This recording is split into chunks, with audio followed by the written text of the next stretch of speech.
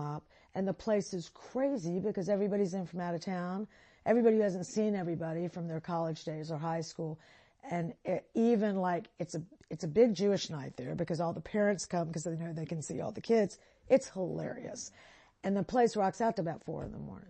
Oh my God, that's great. But it's turkey tamales. I'm a big turkey tamale girl.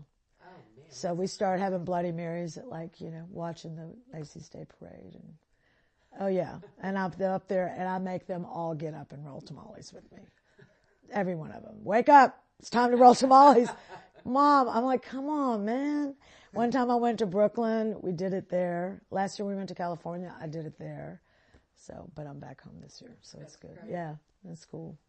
So, as a home cook, being a home cook, I was going to say, when you're doing the holiday stuff or anything, do you like to go with like something that you know, or do you mix it up a bit? I mix it up a lot.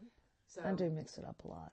I mean, also have to think about kosher and non-kosher because my mom, and so I have to get, I get a kosher turkey for my family, because my mom's strictly kosher, but she'll eat other stuff. But like I'll have a sausage dressing on the table, but then I'll have a non-sausage dressing on, and then I have a vegan, I have vegetarians, and so I have this like craziness.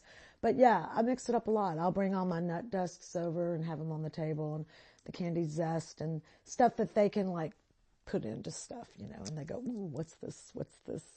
And it's fun. So I'll bring that in from the restaurant, and it's, but I do cook, I'll do pureed parsnips, I'll do sweet potatoes with marshmallows, but a lot of orange rind, and, so it's traditional, but we mix it up a lot. Mm-hmm. A lot. If so you're cooking a dinner and people are coming over. Is there a difference between cooking for a bunch of friends or entertaining for people that you don't? Well, there is a difference. There is a difference, and sometimes when I ask people to come over, I'll be honest with you, Tara, I like to cook big one-pot wonders. I'm a big fan of that. Throwing sort of everything in there and then adding all kinds of different spices and stuff, whether it's from Jamaica or any Mexico or whatever. But that way they can, and I love family-style meals, because I think it's interactive. I was telling you I'm going down to Oxford for the Jewish Federation for a Hanukkah dinner I'm cooking on December 7th at the Homestead, which is like, it's all outside, and they're going to have like heaters and stuff, but there's 120 people coming. Now, I don't think they're all Jewish from Oxford, but Ron's like sort of in charge of this. And, but it's all, I'm doing it family style, and they were like, well, how are you going to do that? I went, it's okay. But that way they have to pass platters and they have to engage with each other. Right. They have to stand up and move something, and they're not just at these tables of 8 that they can't interact. And I think it's important, and I love that because it keeps the conversation going. Yes. So, I love family style meals and I love cooking big pots of stuff. I do, And when you're, I'm trying to think about this as the people that are reading your book. When you're having people over, where do you want to be? Are you still in the kitchen? I am in the kitchen, but then when I sit down, and I hate for people to get up and move dishes. I want everybody to just, when they leave, everything's still on the table. I hate when people start trying to, not necessarily help, but like picking up plates, and I'm like, no. Just open another bottle of wine or go make another drink, or, I want it to be, a night where everybody's sort of hanging out. I don't worry about all that stuff, but I will be in the kitchen until it's done. But that's why I like these one-pot dinners, because really I can put it in the middle of the table and have a big salad, and then people will bring stuff, everybody will bring something, but basically it's done when they come in. I'll have a manager's dinner where I give out their, Christmas money or whatever, I give them all their bonuses, and it's at my house every year, and there might be 17 people there. It's, the bartenders, the managers, people have been with me a long time. Some of the people in the kitchen, some of the best waiters I have who've been there, and I will, for the last 6 years, I've been cooking huge, big pots of spaghetti, whether it's meat spaghetti or vegetarian spaghetti, but it's like 15 vegetables in there, and like there's Dr. Pepper in there, and there's honey, and there's Coca-Cola, and there's like, you know, garam masala, and all of a sudden this pasta becomes like, what the hell is this?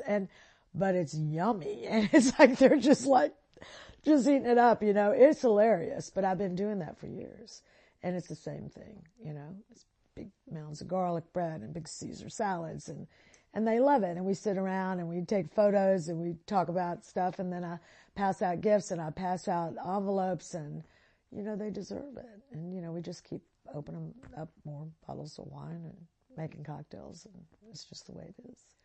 And you're done. You're like, by the time that's it, you don't want to be anywhere in the kitchen. No, you know, I do not. And I will wait till the next day to even walk back in the kitchen to clean up. I just, yeah.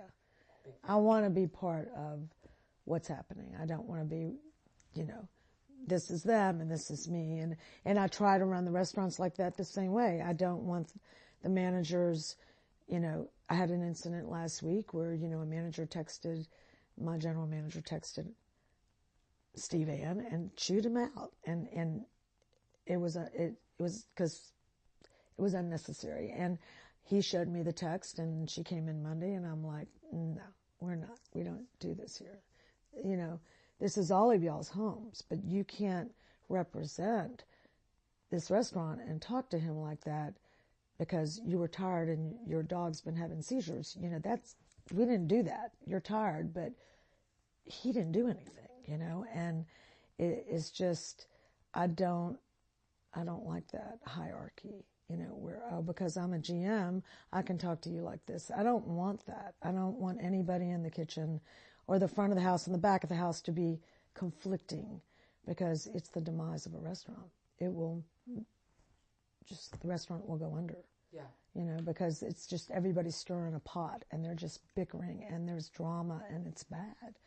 And there's always going to be some people who like to do that, you know, and I don't like my business talked on the street. They go to a bar and they start like, rah, rah, rah, rah, rah, rah. You know, it's part of the restaurant culture. They can't help it. Yeah. But I have a hard time with that. That's why I try to keep that close-knit family. They have a problem, I'm open. I'm there. It's not a problem. You know, come talk to me. But don't go start texting behind and creating this havoc. It's terrible. So it happens. And also in the kitchen, at home. Same thing. Got to be, you know, in a good mood. Yeah. It might be a terrible thing that you've had happen, but I don't know. I've found through past experience when I'm in the kitchen weeping with a bottle of vodka, it can cause a pall on everything. Yeah, it sort of doesn't make for a happy camping situation. It's just like, order some Gus's. Right, be exactly. Nice, you know. Exactly. But I understand that. So you make sure it's something that will be done, and you are cool now, and you're in the. Yeah, and I have no problem with people coming in and wanting to help. You know, I think that's cool too. I think it's great.